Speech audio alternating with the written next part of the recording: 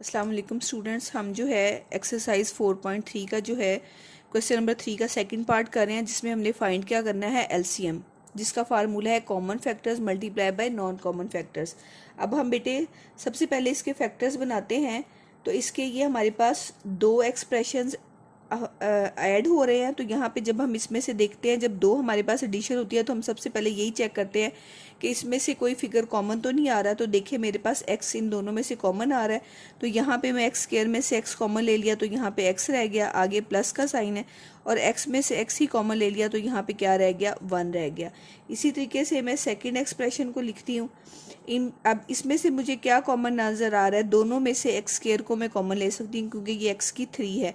3 में से 2 कॉमन ले लिए, तो बाकी सिंगल x रह गया, और ये स्क्वायर का स्क्वायर बाहर चला गया, तो यहाँ पे क्या आ गया, 1 आ गया।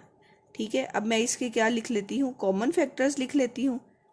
इन दोनों में से मुझे कॉमन फैक्टर्स क्या नज़र आ रहे हैं बेटे, इन दोनों में एक तो मुझे ये नज़र आ रहा है x+1, और दूसरा इन दोनों में क्या आ रहा है, x।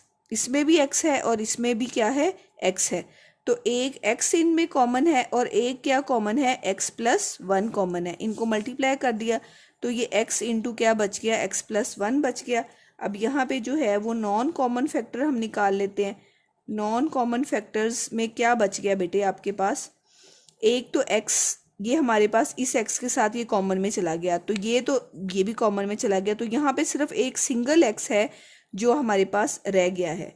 एलसीएम का फार्मूला नोट डाउन किया, common factors multiply by non common factors. अब कॉमन फैक्टर आपके पास क्या है, x इंटू x+1 आया है, और नॉन कॉमन फैक्टर आपके पास क्या आया है, जस्ट x के साथ मल्टीप्लाई होके x का स्क्वायर इंटू x+1 जो है, ये आपके पास इसका क्या आ गया, आंसर आ गया।